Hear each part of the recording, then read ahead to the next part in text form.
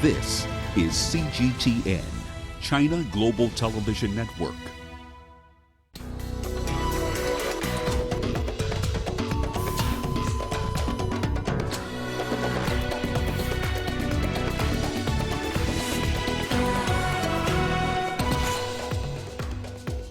UN Security Council fails to agree on a script to condemn airstrike that killed at least 40 migrants in Libya.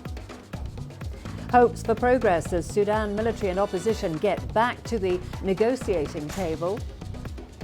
And families of Ethiopian and Indonesian air crash victims ponder next steps after Boeing announces $100 million for them.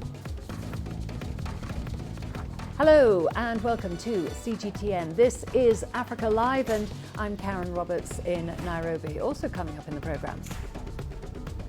In business, Egypt approves a $95 billion budget for the new fiscal year, its biggest yet. And in sports, we take a look at the Africa Cup of Nations so far as the competition enters the knockout stages. A divided UN Security Council has failed to condemn an attack on a detention centre for migrants in Libya. During a 2-hour closed-door meeting on Wednesday, Britain circulated a statement that would have condemned the deadly airstrike, calling for a ceasefire and a return to political dialogue. But US diplomats told the meeting that they required a green light from Washington to approve the text, and the Security Council's talks ended without US approval. CGTN's Tuli Shabalala has an update on that story. On Tuesday, an airstrike hit a detention center for mainly African migrants in a suburb inside the Libyan capital of Tripoli. At least 44 people were killed and more than 130 others were wounded. United Nations Secretary General Antonio Guterres was outraged by the airstrike and has called for an independent investigation into the incident. The UN Security Council had a 2-hour closed-door meeting on Wednesday over the air raid. The world body failed to reach a consensus. There were refugees and migrants, and we all condemn that.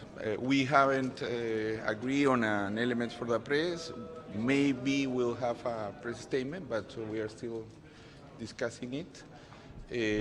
I think also we all agree on the issue that Ghassan Salameh efforts need to be supported. But I don't want to tell all the areas where we agree on an agreement. The UN Refugee Agency had already called for the Tajura Center to be evacuated in May after a projectile landed less than 100 meters away from the building. First of all, UNHCR severely condemns this airstrike on a civilian target where refugees are being kept. UNHCR also believes that refugees should not be detained in the first place, and we advocate against the return of persons, refugees and migrants intercepted at sea back to Libya, because actually it's not a safe port for disembarkation for refugees and migrants. Renegade military commander Khalifa Haftar, whose forces launched an offensive to seize the capital in April, has been blamed for carrying out the attack on the detention camp. The LNA has denied the accusations. The UN-backed government of national accord is calling on the international community to help it stop the conflict. Libya has been at war since 2011. International efforts to impose a ceasefire and to end the war have so far borne little fruit. Tuli Shabalala, CGTN. Well, the self-styled Libya National Army is claiming that militants are using the migrants at the detention centre as human shields, and focus is now on the various bodies who want to relocate the migrants. Well, to get more perspective on this, let's now speak to Joe Enewan. He is a volunteer with the Patriotic Citizen Initiative. That's a non-profit organisation engaged in advocating against irregular migration. Thank you very much for joining us. You are yourself a returnee migrant after spending a year and 6 months in Libya. What's your view on these claims that militants are using the migrants as human shields in the conflict?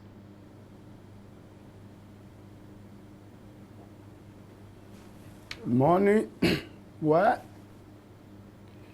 in Libya, the militant take the people as a slave, where they can machete and use them the way they want, nobody to question them. They can easily use them to go and rob. They can use them to do all sorts of things because they are just in order. So they can do whatever they want, and they can useless them, enslave them, even, in fact, make them do what they have not been doing in their country. So that is what they do. Nobody question them. Then decide anyhow they want to do. As long as you being in their country, then they does what they want. So tell us a bit more about these calls for these migrants to be moved out of there. Some saying that they should be returned to their countries of origin. Do you see this as a viable option now? Yeah, it's the best option so far. That they have to try their possible best to return them to their various countries, because leaving them there is causing more harm to them because they don't have a free life to live. They have been enslaved. They don't have nowhere to go. Many lives have been lost. People have been killing them. So I think the best option is to bring them back to their country where they can have freedom. Keeping them there is something that more life is about to end, because a country where you are not free to do anything, you don't even have right to move. All you get in the morning, wake up, you see some people around your door begin to kill you, do whatever they like. The best option is to return to their country where they can have freedom. And I think they can do everything. Oh dear, I'm sorry that we lost Joe Enewan there. We'll try and get him back later on in the programme. Let's move on to other news now, to Sudan, to talks there, where the country's military rulers have resumed talks with the opposition alliance in Khartoum. Well, the talks are expected to chart the way forward on who will lead Sudan toward elections. Negotiations between the two parties collapsed a month ago after a military crackdown on protesters. Both sides have been wrangling over who will control Sudan, with the opposition staging protests to push for civilian rule. This is after armed forces toppled President Omar al-Bashir following months of demonstrations. There appears to be progress after the council announced on Wednesday that it had pardoned 235 detained members of the Sudan Liberation Movement. It has been decided that the political prisoners who are related to the recent political events of the country should be released. The two sides have agreed on a number of issues of great importance. They have also decided to resume their meetings. Well, Rwandan President Paul Kagame says the crisis in Sudan will be up for discussion at the upcoming AU summit in Niamey. He also says the military council must take responsibility and protect civilians. Kagame was speaking to the press in Kigali. CGTN's Daniel Arakmoy now reports. Pressure continues to mount on the military council to hand over to a civilian rule in Sudan. Protest organizers have called for more demonstrations until mid-month, when a general strike will be held unless power is handed over to a civilian rule.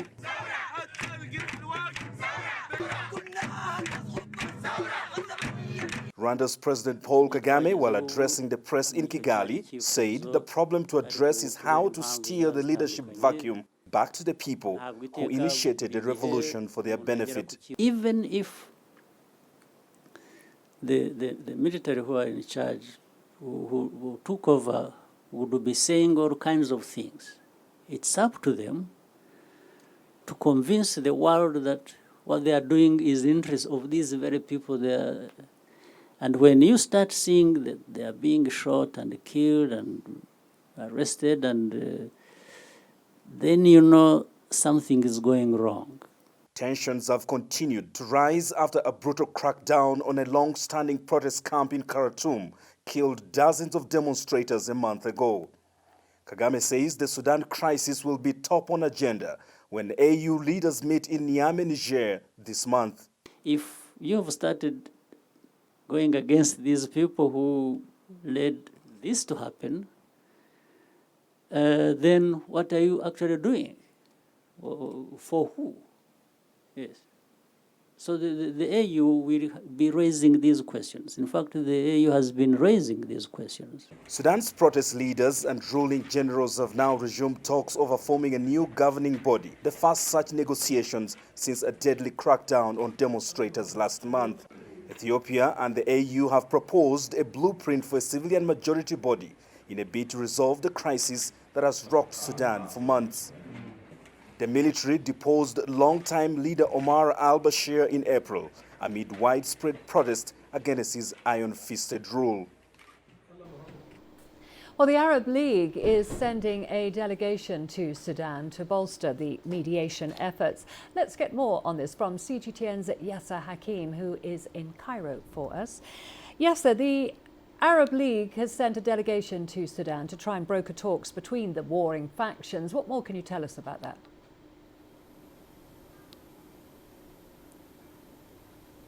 Yes, this delegation is headed by the Deputy Secretary General and also the head of the Security Department at the Arab League.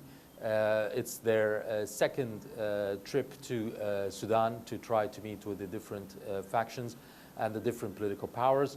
The Arab League Secretary General has visited Khartoum in June and also met with the different parties. And according to a statement by the Arab League, it says that one of their missions is to build confidence, is what they call the confidence building mission between both powers or the political parties in Sudan. And this confidence building measures will help to alleviate the challenges and the hurdles that has stopped a deal from being brokered by the Sudanese different powers, conflicting powers, and that they will also try to reach some kind of a compromise and an agreement that will be favorable to both sides in the conflict in Sudan. And that's according to the statement by the Arab League. The meetings have already started between the Arab League mission delegation and the political parties in Sudan at the moment, but no results have been announced yet. Well, the Arab League is among several groups attempting to mediate peace in Sudan, as you've mentioned. What precisely is different in its approach?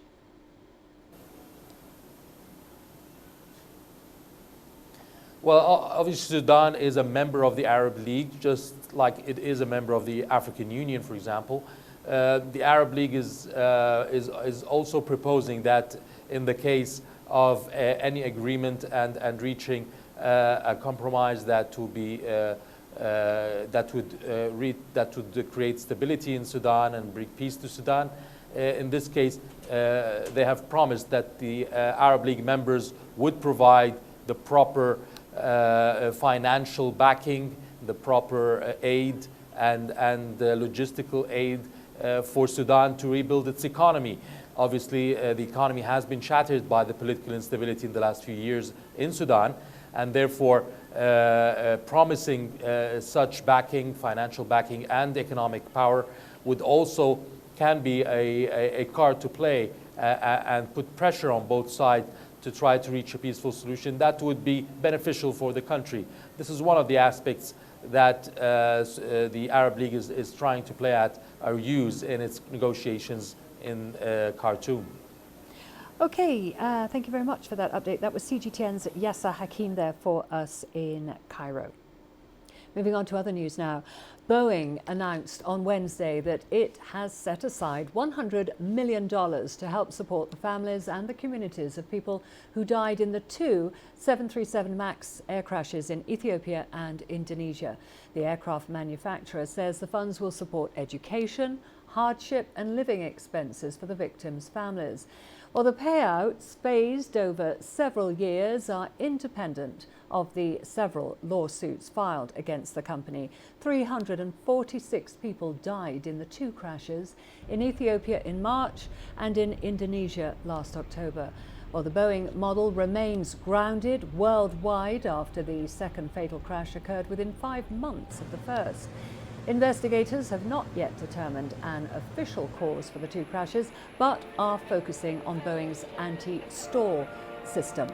The US Federal Aviation Administration is pressuring Boeing to improve this software that allegedly pushed the airplane downwards in both accidents. Well, joining us for more on this development is a lawyer representing families of Kenyan victims of the Ethiopian Airlines crash. He's also a member of the Kenyan Parliament. Welcome very much to coming in for us, Mr. Urungu. First of all, your reaction to this pledge from Boeing of $100 million for victims' families and their communities? Negative. I suspect it's an intention to influence the jury with a view of once they go to court, they tell the jury, no, we are a good company. So you see this in a negative light? Yes, indeed. And what does it mean exactly when Boeing says the money is to support the families and the communities of the victims? What does this mean exactly? I can't tell for sure. They have not published the procedure. How are they going to identify them? How is that money going to be channeled? Maybe I would probably advise that should come from Boeing. And would you say this in any way impacts or changes the quest for compensation for the victims? I know you're dealing with this. No, at all. It only gives us more resolve to pursue them. It shows that indeed they know the award will be huge. If at all they can offer such kind of money, what of the kind of money they will be ordered by court to pay? I guess they are prepared for a huge claim. This was just a public relations scheme to hoodwink the jury to give them a more smaller verdict or award. Do you think it is likely to influence the jury, though? I hope the jury will see through the hoodwink and plots. And for me, I suspect, I have no doubt that the jury are good people. They are the man in the city bus. They are able to see through the dirty tricks of Boeing. Okay, so you see it as a PR campaign, but obviously you've painted it in a dirty tricks light. It's more than 10 billion Kenyan shillings pledged. How would you say that's likely to affect the victims emotionally? And what are they telling you after hearing this announcement? How do they feel about it? Nothing. For the victims, they want the matter to be adjudicated by the court. They have no doubt that the American legal system will be able to render a fair verdict, and therefore there are no emotions, no much reactions. What we have been told by the victims, we continue pursuing justice. It's not only an issue of money, it's also an issue of ensuring there is justice for the victims. And talking about this money, how is it likely to be shared out among the 346 families and the communities of the victims of both of the airline tragedies? We may have to await to hear more directions from the Boeing. I guess it is Boeing that can best give out the procedure of sharing. Okay, so you don't know how that's going to be shared. I can't really tell. Okay, well, thank you very much for coming in and talking to us about this this sum that Boeing has pledged, $100 million to the victims' families and their communities. But of course, that's outside of the various legal cases ongoing. Mr. Irungu Kengata, thank you very much for coming in. Thank you. We are going to a short break now. Don't go away, lots more to come, including police arrest 18 people for violence witnessed in the storming of the Hong Kong Legislative Council complex and Sunday protests. And Rwanda marks 25th anniversary since the end of genocide in 1994. Nigeria is my home. 160 million vibrant, ambitious individuals constantly seeking the perfect self-expression. It is these people who inspired me to be that person that is seen, to be a voice that is heard, and ultimately to be the anchor that I am. I have to tap in, tune in, and turn on the very best qualities within me to deliver the news. I'm Richard Nta, an anchor for CGTN.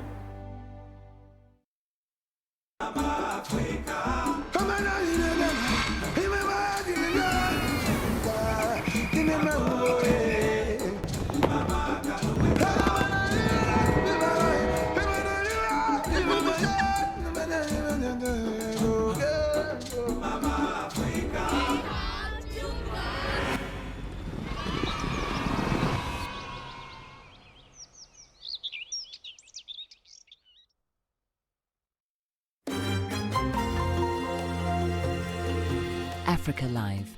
Find your voice.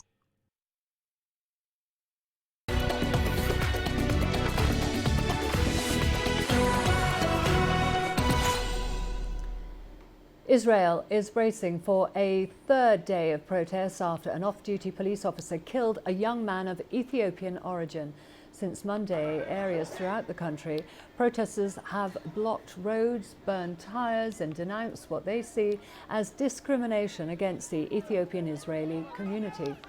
Police say 136 people have been arrested and 111 officers have been wounded, many injured by stones, bottles and petrol bombs thrown at them.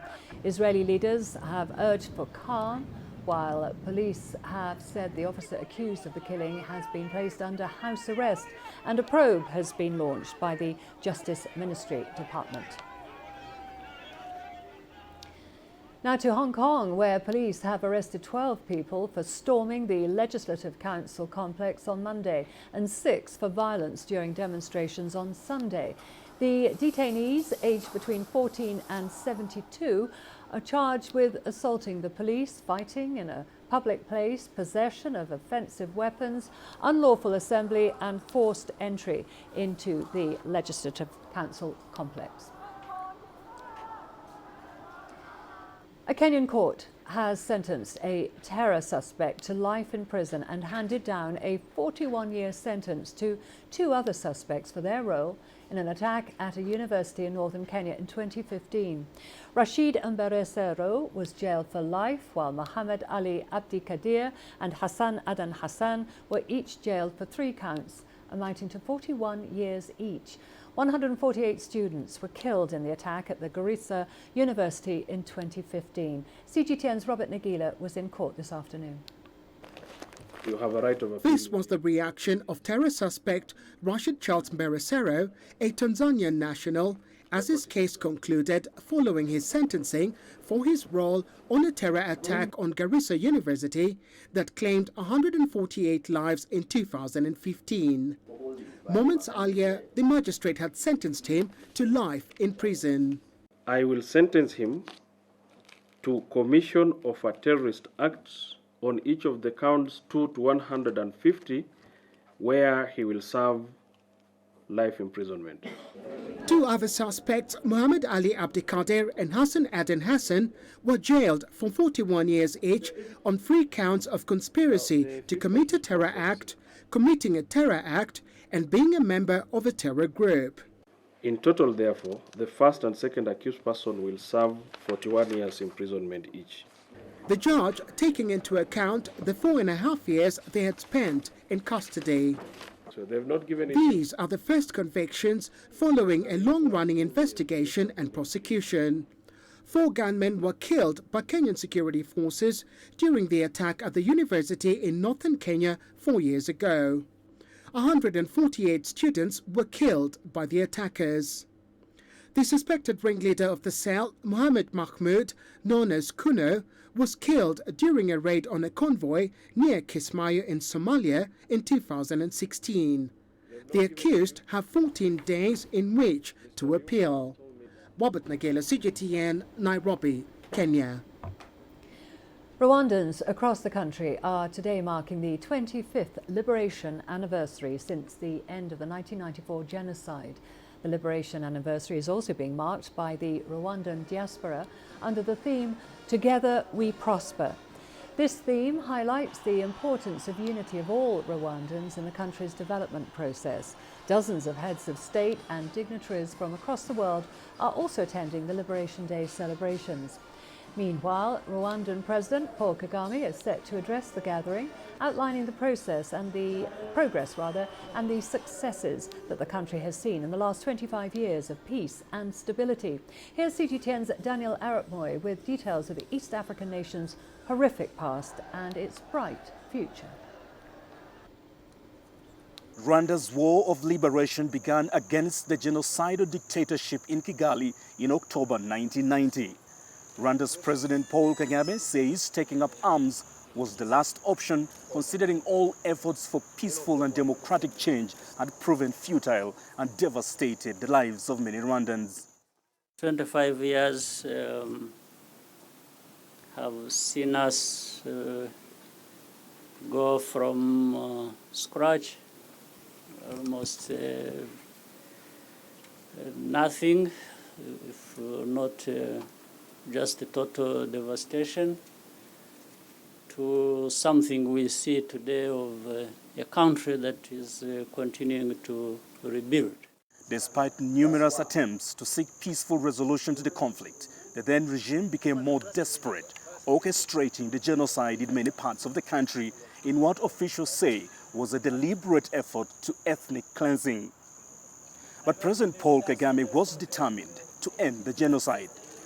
This is the trench President Paul Kagame used to shelter himself from the enemy bombardment, and at the same time used as his command post that eventually saw the liberation of the country. One part is where we launched what was supposed to be a process of forming a transitional government that was supposed to be there as a result of the Arusha peace process,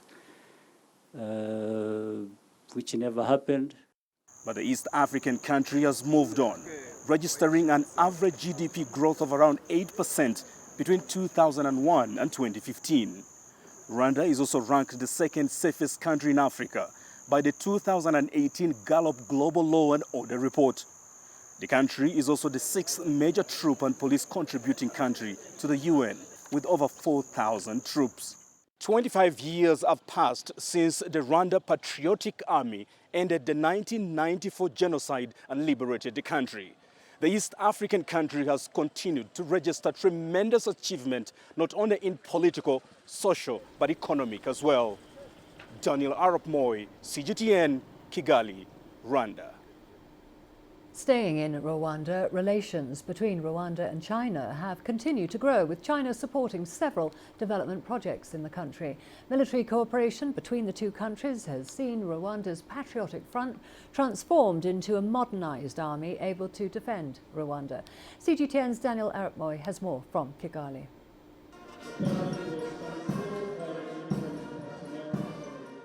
China and Rwanda have for many years maintained a good level of cooperation in terms of military training and logistics.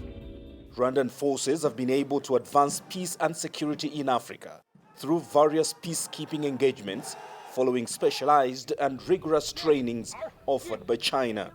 The East African country has remained one of the major troop contributing countries towards the cause of the United Nations. Currently, over 4,000 troops, 400 police officers and 13 military observers are serving within the UN system. China is a very important partner for Rwanda. We cooperate in many areas, including infrastructure, agriculture, education, health. Rwanda's Foreign Minister Richard Sezibera says Kigali is beginning to witness a growing private-to-private partnership with China. Our people are trading in China. Chinese companies are beginning to come and trade in Rwanda. There is a people-to-people partnership where Rwandans go for tourism, for culture, Chinese come, so it's a very good relationship. In recent years, Rwanda and China have signed a number of political and economic agreements which underscores the warm bilateral relations between Kigali and Beijing. The Rwanda-China relationship continues to grow stronger, with bilateral cooperation yielding fruitful results. Daniel Arap Moi, CGTN, Kigali, Rwanda. Coming up in business news, Egypt approves a $95 billion budget for the new fiscal year, biggest one yet.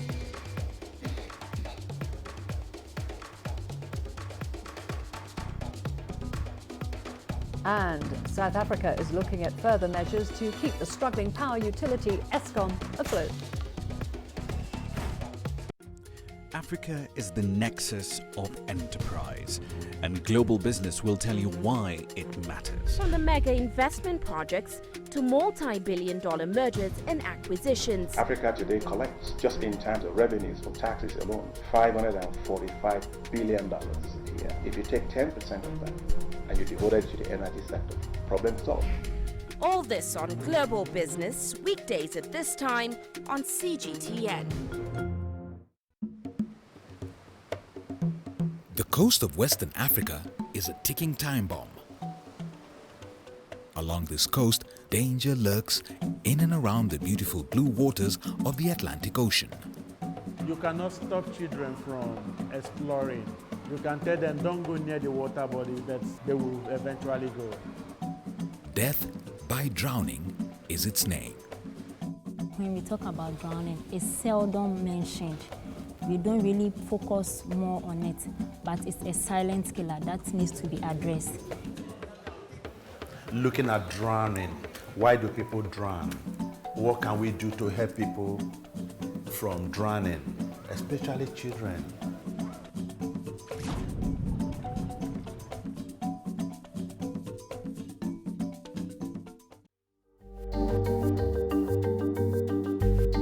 Africa Live. Find your voice.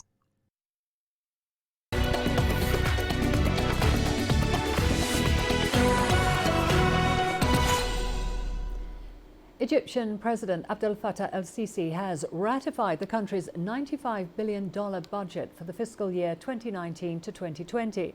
It's targeting a 7.2% deficit and 6% GDP growth. Here's CGTN's Yasser Hakim explaining some of the key areas of focus of this year's Egyptian budget. The budget stands at $95 billion. The government continues its expenditure cuts by reducing subsidies on electricity and fuel for a fourth consecutive year. It's also digitizing all government procedures to cut on costs, while major natural gas discoveries have scrapped energy import bills. In the previous budget, the deficit was about 8.4% of the GDP. The new budget is targeting 7.4%. This will be achieved by reducing subsidies on petroleum products. As for public debt, there will be a ceiling on loans so that it doesn't exceed 90% of the GDP. 3 or 4 years ago, the debt was over 100% of the GDP.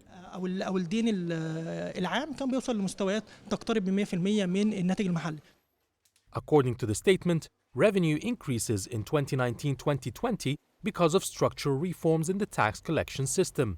There is a significant boost in two major sources of hard currency revenue: expat remittances and tourism. The visitor inflows have been increasing at an average 40% year-on-year in the last 3 years. Meanwhile, the economic reforms have created a budget surplus. This has allowed the government to dig into more social welfare services for the low-income earners. These subsidy cuts on energy have created the financial means to increase salaries, wages and pensions by over 15%. The saved money will also go into the new healthcare system, in education, as well as increasing subsidized food rations for the poor. Social welfare programs have a higher budget now.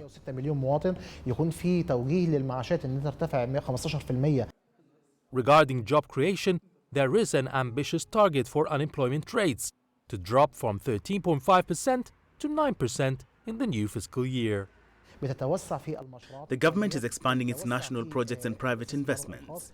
There are several mega projects in the pipeline, such as the city of Galala and the city of El Alamein. All these projects and the development of the Suez Canal and infrastructure work create a lot of jobs, and the new cities will open doors for future employment on a large scale. The government says it is targeting 6% economic growth rate in this fiscal year, but the government has moved to calm fears that for the first time in 4 years, it will not be imposing new taxes on Egyptians in its budget. Yes, Hakim for CGTN, Cairo. Nigeria sees itself securing oil and gas investments worth around $48 billion by 2025. That's about 25% of a $194 billion surge of capital anticipated to flow into Africa during the 8-year period. According to the Nigerian National Petroleum Corporation, crude output for Africa's largest producer is currently in the region of 2.2 million to 2.3 million barrels per day. NNPC recently shifted its business model to focus more on domestic refining of crude. The Nigerian government says it's determined to create a conducive business environment that will help drive investments in a sustainable manner. South Africa is weighing additional options to support its struggling state power utility, Eskom. Swapping the utility's debt for government bonds and moving it to a special purpose vehicle are some of the options being considered. Eskom is currently in the midst of an ongoing financial crisis. As of March this year, the electricity supplier had around $31 billion of debt, much of which was government guaranteed. President Cyril Ramaphosa recently pledged $16 billion of support over the next 10 years, but with the firm operating at a hefty loss, officials say other measures will be needed to make it financially sustainable. Still in South Africa, the Centre for Environmental Rights has released a report on 8 large coal mining operations in Mpumalanga. The report uncovers many cases of non-compliance with water use licenses. Angelo Coppola has the story. The report by the Centre for Environmental Rights, the CER, paints a picture of a Department of Water and Sanitation unable to monitor compliance or take action where needed. From the point of the issuance of a water use license to the point of monitoring and enforcement, the regulatory system has completely broken down. And that regulatory system, not only in terms of how the Department of Water and Sanitation regulates and then oversees enforcement of water use license conditions, but also in relation to how companies take advantage of a rather opaque and dysfunctional regulatory space. The mining-affected communities have been fighting with local authorities, government and mine management about water quality. Companies are not here to help us. They are here for their profits, we understand, but the government must play some role in terms of regulating them, in terms of monitoring them, and unfortunately these companies are not complying. Unfortunately, government officials, most of them are corrupted. Most of them become directors of mining companies or mining operations after they've left the government. So this is the biggest challenge. But the South African coal mining sector is facing its own business challenges. Analysts say there will be a rapid decline in demand in the next 10 to 20 years. At the moment, weak quality coal goes to Eskom and the higher grades are exported. We see the overseas markets closing. The European markets have already basically closed. As a swing producer, South Africa was then able to move to China and India. I understand that the Chinese markets are also closing very quickly as the Chinese economy restructures. And there's a similar restructuring happening in India, although more slowly, where the coal contracts are now reserved mostly for the state coal companies. The CER report is evidence-based and will provide communities with the tools they need to fight for their rights. We really need to be able to find a way to translate what we have found in terms of quite detailed findings into information that is usable for communities, community organizations, so that they can challenge companies themselves. The findings of the report are damning when it comes to the Department of Water Affairs and Sanitation. It's now up to the compilers to mobilize the communities and other stakeholders so that they can take action themselves.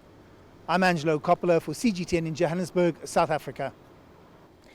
Tanzania will soon be able to welcome up to 6 million visitors a year through its new airport terminal. Construction of Julius Nyerere International Airport Terminal 3 is nearly complete and is estimated to have cost $283 million. CGTN's Daniel Kijo has the details. These doors could usher in more opportunities and growth for Tanzania. The new terminal will accommodate bigger planes as well as serve up to 2,500 passengers per hour. To be able to park airplanes that fall under Code E doesn't stop us from parking other planes. We can park small planes that fall under Code C, like the Airbus 220-300. We can park 12 at the bridge and 3 at the remote. Terminal 1 was built in 1956 to serve 500,000 passengers a year. In 1984, Terminal 2 was completed to accommodate a further 1.5 million passengers, but it is currently struggling to cope, with over 2.5 million passengers a year. Terminal 3 has been a long-awaited addition to the airport for both travelers and flight operators. It was, I think, a timely decision by the government to make sure that we decongest the current situation. So to me, is an added value to my business. BAM International of the Netherlands is building the new terminal with Arab Consulting Engineers as the project consultants. It is one of Europe's largest contracting companies, active in 30 countries. Tanzania is hoping to soar to new heights in trade and tourism with its new airport. Terminal 3 has the latest facilities which aim to improve efficiency and ease in transit for travelers. Construction of the new terminal was expected to be completed by 2017, but had been extended to 2019. This was due to various challenges, including availability of key materials, which had to be imported. As the terminal nears completion, the engineer in charge says ongoing training is needed for local staff.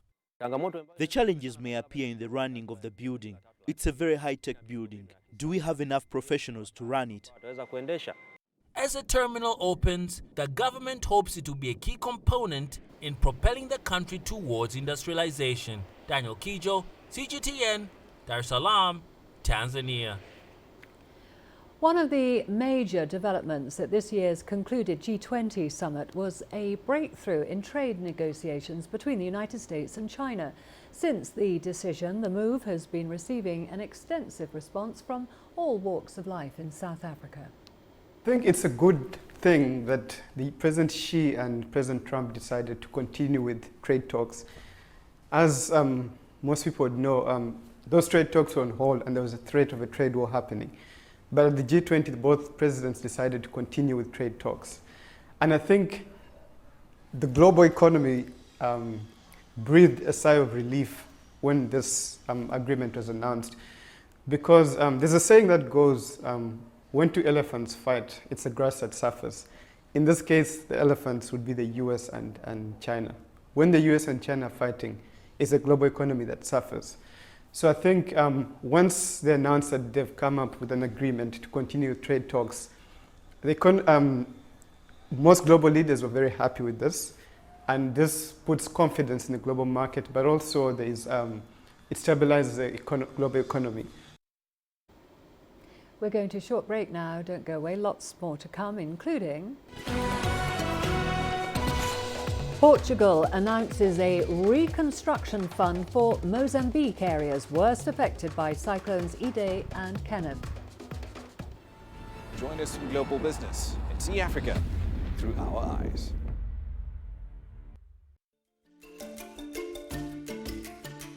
Africa Live. Find your voice.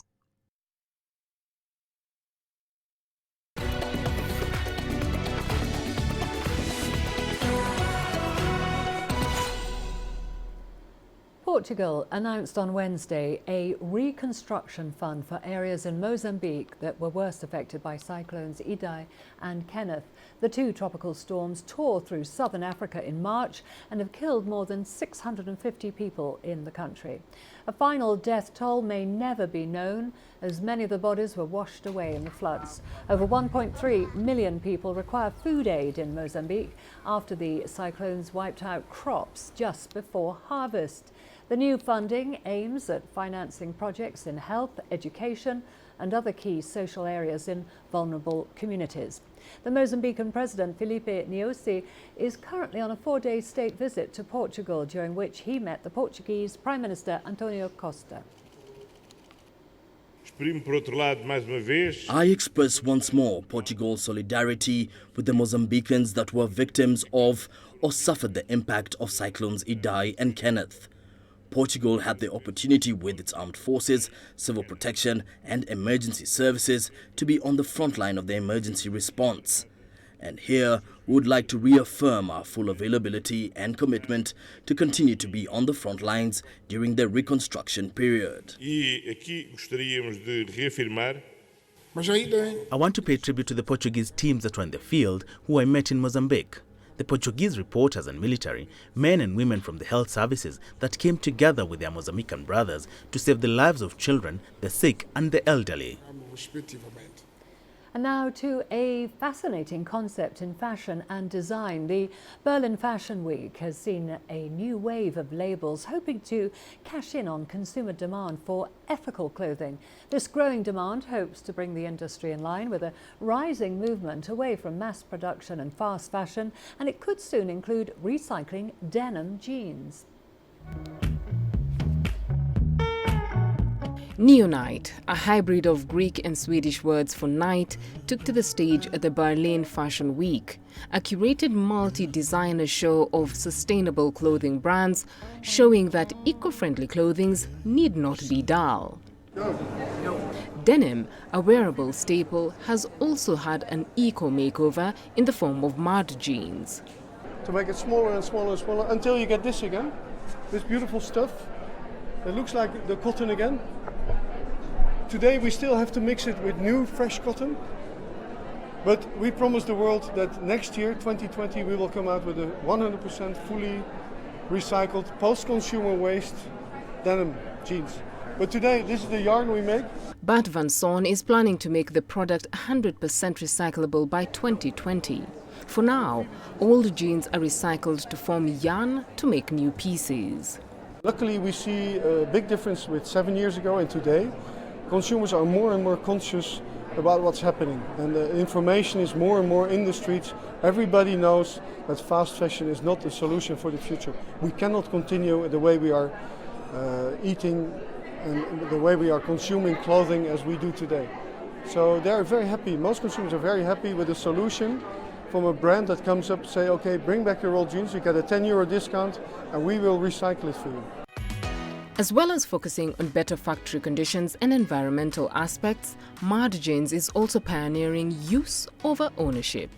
Jeans can be leased for a monthly fee, swapped and repaired for free under its membership scheme. Beryl Oro, CGTN.